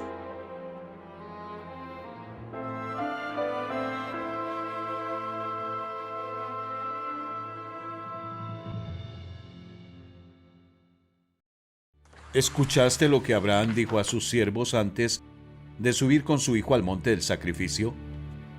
El muchacho y yo seguiremos para adorar a Dios, luego regresaremos junto a ustedes. ¿Cómo podría regresar el hijo de Abraham si iba a morir y su cuerpo sería quemado? Las Escrituras dicen: «Consideraba Abraham que Dios tiene poder para resucitar a los muertos». Dios había prometido que Isaac sería el padre de una nueva nación, de la cual vendría el Salvador prometido. Dios no puede mentir. Para Abraham, eso era suficiente. Mientras tanto, ¿qué pensaba Isaac? Él sabía que era pecador y que merecía morir por sus pecados. Sabía también que Dios aceptaría un sustituto. Pero iba al lugar del sacrificio sin carnero y sin cordero. No tenía sentido. Así que Isaac le dijo a su padre: «Aquí tenemos el fuego y la leña, pero ¿dónde está el cordero para el holocausto?». «El cordero, hijo mío, lo proveerá Dios», le respondió Abraham. Continuemos con la historia. Cuando llegaron al lugar señalado por Dios, Abraham construyó un altar y preparó la leña. Después ató a su hijo Isaac y lo puso sobre el altar encima de la leña. Entonces tomó el cuchillo para sacrificar a su hijo. Pero en ese momento el ángel del Señor le gritó desde el cielo: «¡Abraham! ¡Abraham!».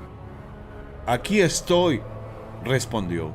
«No pongas tu mano sobre el muchacho, ni le hagas ningún daño», le dijo el ángel. «Ahora sé que temes a Dios, porque ni siquiera te has negado a darme a tu único hijo». Abraham y su hijo se regocijaron. Pero, ¿qué harían para ofrecer el sacrificio exigido? Abraham alzó la vista y, en un matorral, vio un carnero enredado por los cuernos. El hijo de Abraham sería librado de la pena de muerte. Dios había provisto un sustituto.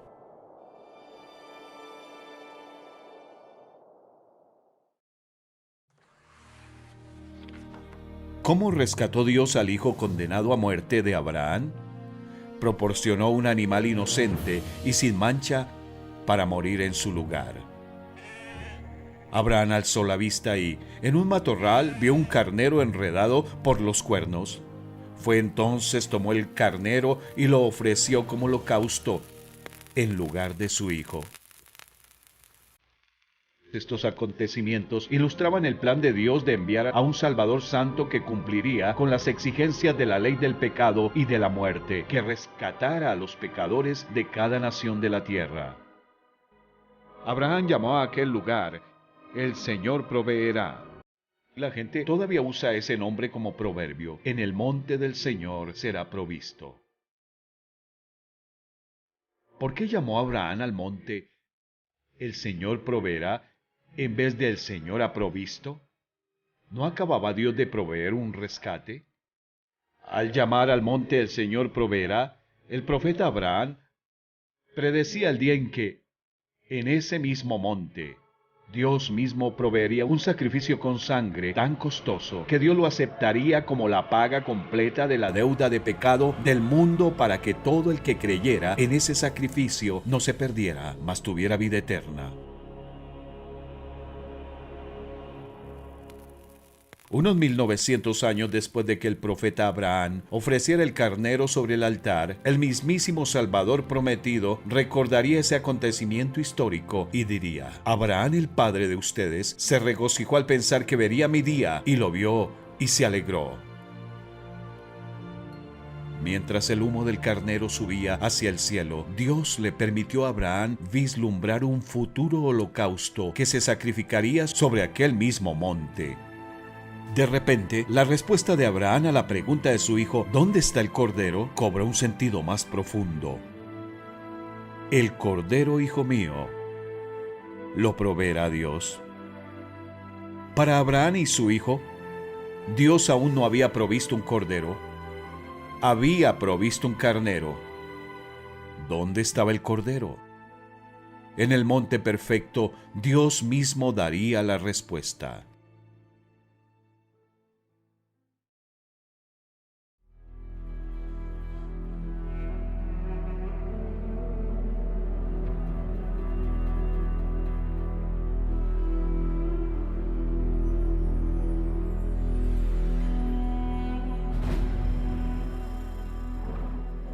¿Recuerdas las dos grandes promesas que Dios le hizo a Abraham?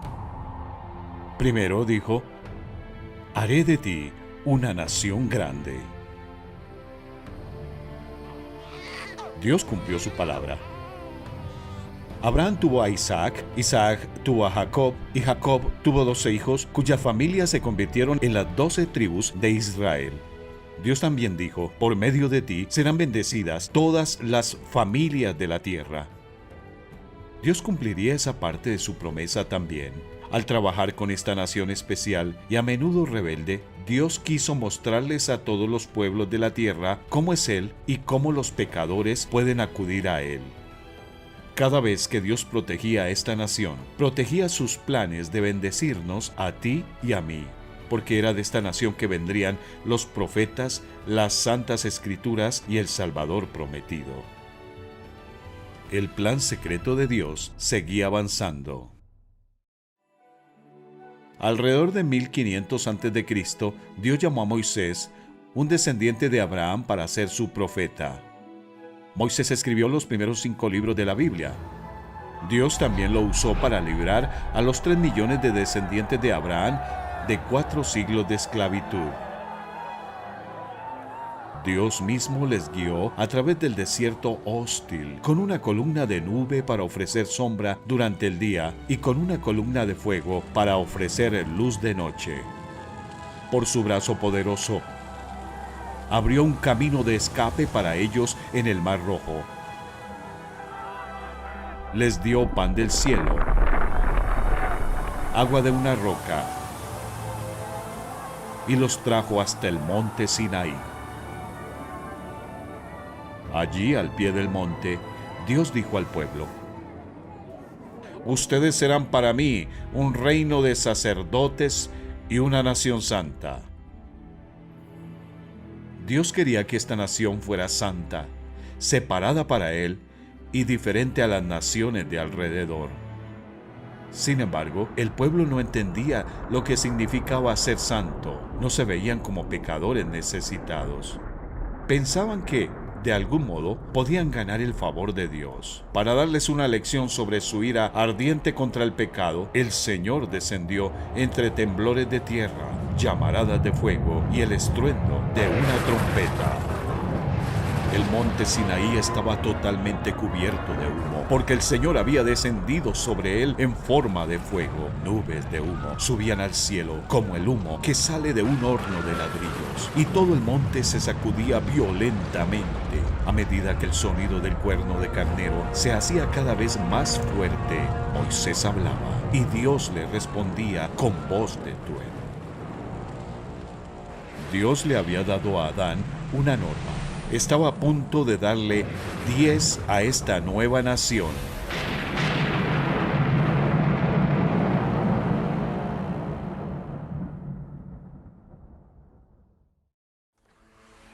La mayoría de la gente creía que era lo suficientemente buena para ser el pueblo de Dios. Así que el Señor le dio los 10 mandamientos, primero desde el monte Sinaí con voz de trueno y después escritos en 2 tablas de piedra. Leamos los 10 mandamientos. Número 1. No tengas ningún otro Dios aparte de mí. Número 2. No te hagas ninguna clase de ídolo, porque yo soy el Señor tu Dios. Número 3. No pronuncies el nombre del Señor tu Dios a la ligera. Número 4. Acuérdate del sábado para consagrarlo. Número 5. Honra a tu padre y a tu madre. Número 6. No mates. Número 7. No cometas adulterio. Número 8. No robes. Número 9. No des falso testimonio en contra de tu prójimo. Número 10. No codicies su esposa ni nada que le pertenezca. El Señor le dijo a Moisés que debían obedecer las 10 normas a la perfección.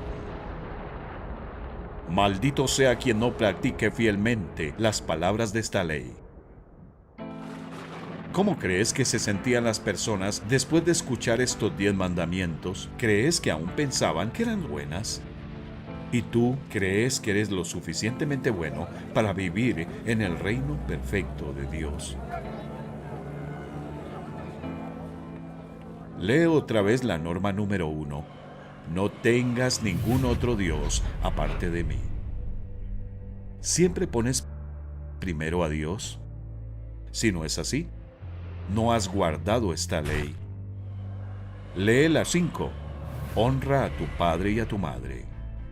Si has desobedecido alguna vez a tu padre o a tu madre, eres culpable ante Dios.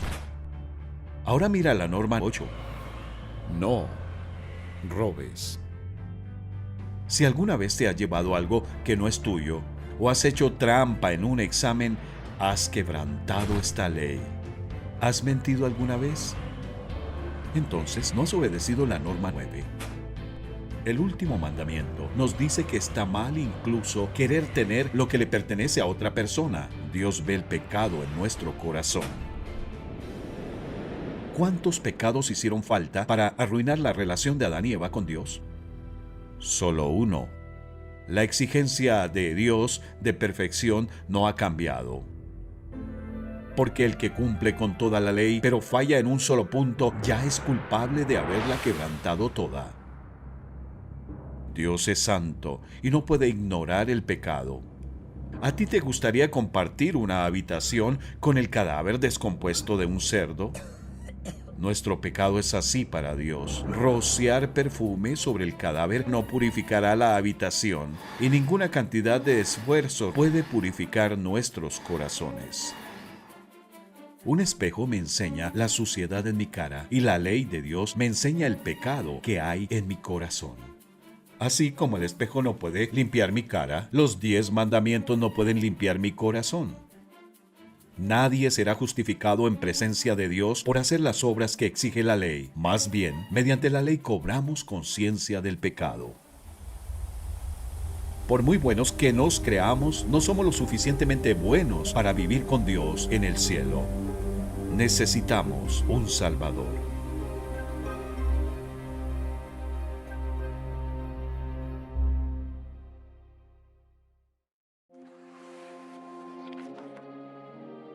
Los 10 mandamientos dieron a la nueva nación un criterio claro del bien y del mal. Eso fue algo bueno, pero la ley de Dios también trajo malas noticias. Mostró al pueblo que tenía un problema muy serio. Debido a sus pecados, todos debían morir y ser separados de Dios. El Señor seguiría aceptando la sangre derramada de corderos, toros, machos cabríos y tórtolas para cubrir sus pecados. El mismo día que Dios dio sus 10 mandamientos con voz de trueno, también dijo a Moisés: háganme un altar y ofrézcanme sobre él sus holocaustos. ¿Ves a Moisés con la mano sobre la cabeza del cordero? ¿Ves a la gente extendiendo sus manos hacia el cordero? Creen a Dios y su camino de perdón, y por eso sus pecados son cargados sobre el cordero inocente. Después, el cordero sería sacrificado sobre el altar. La sangre derramada cubriría los pecados del pueblo. Luego el cuerpo del animal se quemaría hasta quedar reducido a cenizas. Aquellas cenizas mostrarían al pueblo lo que Dios había hecho con sus pecados. Habían sido perdonados. Pero este sistema de ofrecer la sangre de animales por el perdón de pecados solo era una ilustración de lo que Dios realmente exigía.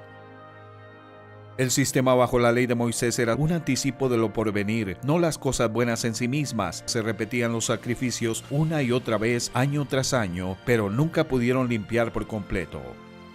Si los sacrificios hubieran podido limpiar por completo, habrían dejado de ofrecerlos, porque los adoradores se habrían purificado una sola vez y para siempre, y habrían desaparecido los sentimientos de culpa. Pero, en realidad, esos sacrificios les recordaban sus pecados año tras año, pues no es posible que la sangre de los toros y las cabras quite los pecados.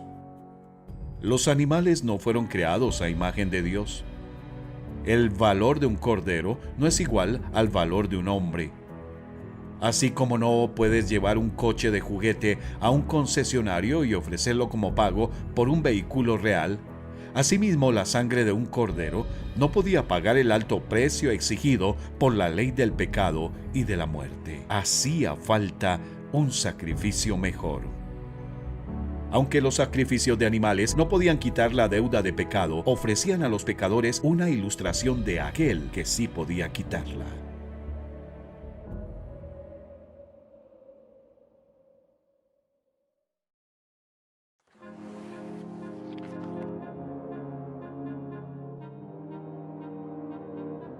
Al acercarse más y más al momento de la llegada del Salvador, el Señor les dijo a sus profetas que escribieran muchas más profecías sobre este Mesías Rey.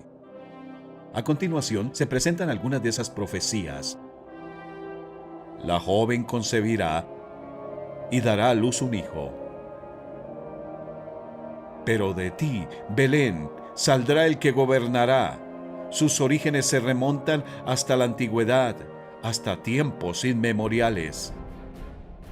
Porque nos ha nacido un niño, y se le darán estos nombres: Admirable, Dios fuerte, Príncipe de paz. Su Dios vendrá a salvarlos. Se abrirán entonces los ojos de los ciegos, y se destaparán los oídos de los sordos. Saltará el cojo como un ciervo. Como cordero fue llevado al matadero. Me han traspasado las manos y los pies. El Salvador prometido venía. Pero, ¿cuándo? ¿Y quién sería? ¿Cómo se cumplirían estas profecías?